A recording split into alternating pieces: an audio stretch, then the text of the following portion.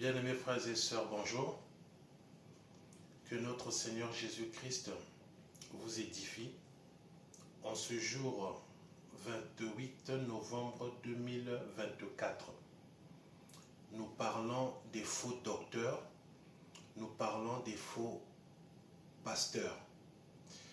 Parce que hier, en suivant la télévision, entre parenthèses, mon frère, ma sœur, la télévision n'est pas un péché.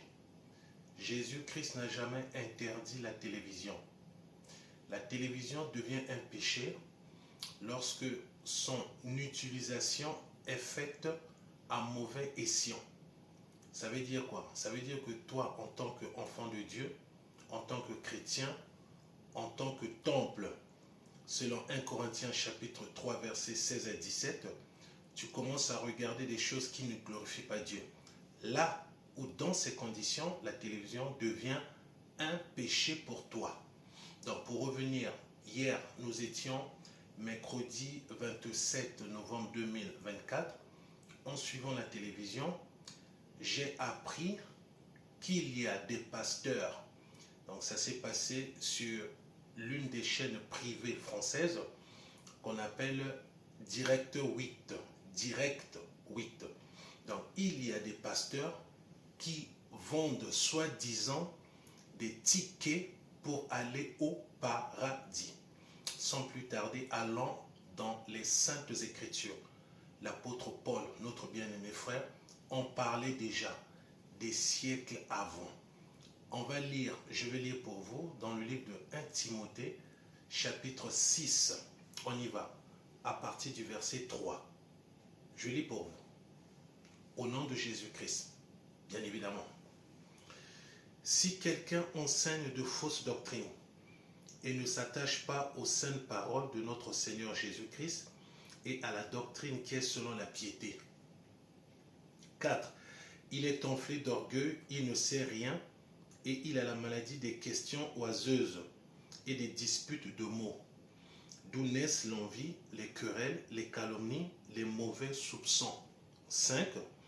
Les vaines discussions d'hommes corrompus d'entendement, privés de la vérité et croyant que la piété est une source de gain. 9. Mais ceux qui veulent s'enrichir tombent dans la tentation, dans le piège et dans beaucoup de désirs insensés et pernicieux, qui plongent les hommes dans la ruine et la perdition. 10. Car l'amour de l'argent est une racine de tous les maux, et quelques-uns, en étant possédés, se sont égarés, loin de la foi, et se sont jetés eux-mêmes dans bien des tourments. Vous pouvez aller vérifier.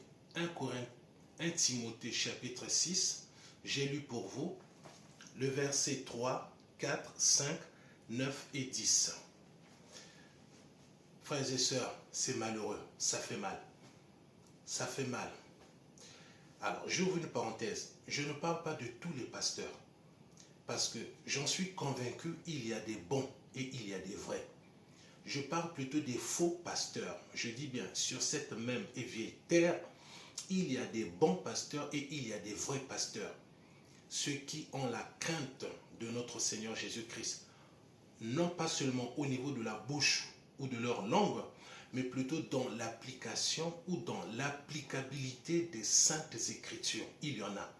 Mais aujourd'hui, comme je vous l'ai dit en préambule, nous parlons des faux docteurs, des faux pasteurs, parce que ça s'est passé hier à la télévision.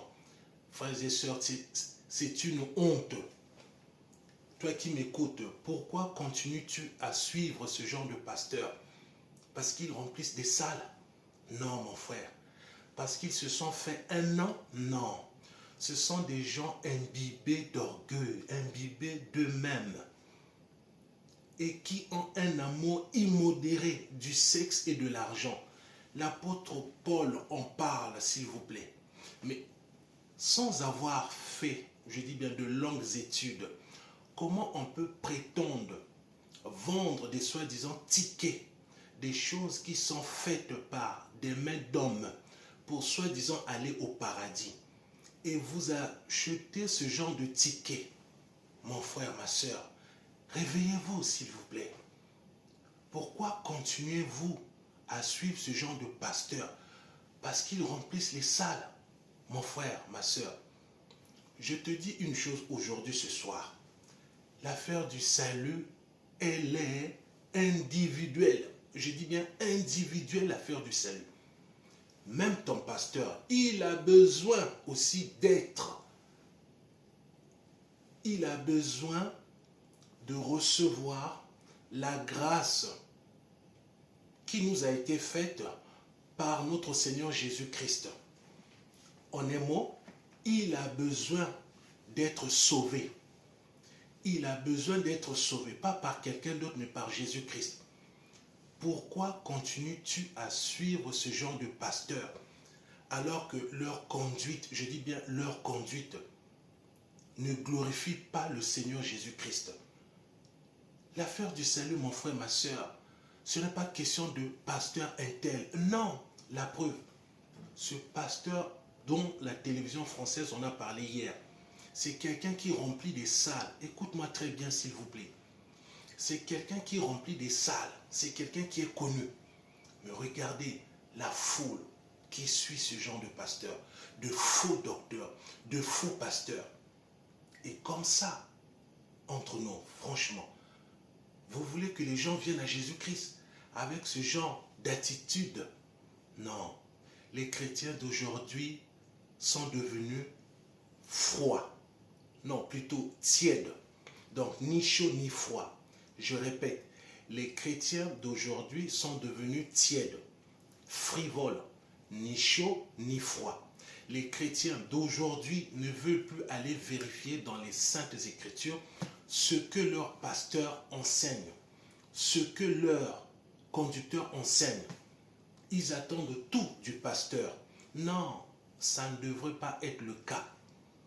Arrêtez de suivre ce genre de personnes, s'il vous plaît.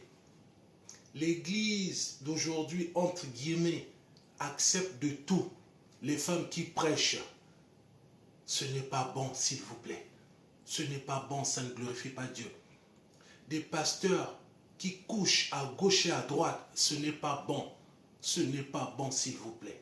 Des pasteurs qui aiment l'argent, ce n'est pas bon, s'il vous plaît. Des pasteurs qui aiment le m'as-tu vu, ce n'est pas bon, s'il vous plaît. Mais comment, s'il vous plaît, comment on peut comprendre ce genre de choses? Donnez-moi l'explication, s'il vous plaît. Un ticket, soi-disant, pour aller au paradis. Mais depuis quand? Mon frère, ma soeur, parfois le Seigneur Jésus-Christ, dans ta vie, lui qui est le maître des temps, je dis bien le maître des temps et non du temps, le maître des temps, parce qu'il est l'infini. Allez lire dans Colossiens chapitre 1, versets 15 à 20. Lui qui est le maître des circonstances, parfois dans ta vie, il peut en créer une pour que tu sortes de là. Mais tu continues à suivre. Ça, c'est le fanatisme. C'est le fanatisme, s'il vous plaît. Réveille-toi, réveillez-vous. Arrêtez de suivre ce genre de pasteur, s'il vous plaît. Lui-même, il a besoin de son salut. Il a besoin d'être sauvé. La seule personne qui est venue dans ce monde, et pour toi et pour ton pasteur, cette personne s'appelle Jésus-Christ de Nazareth. Ce n'est pas ton pasteur. Sortez du milieu d'eux, comme dit la parole de Dieu. Comme dit la parole de Dieu. Sortez du milieu d'eux, s'il vous plaît. C'est honteux. C'est honteux. C'est honteux. C'est honteux, mais c'est vraiment inconcevable. C'est inexplicable.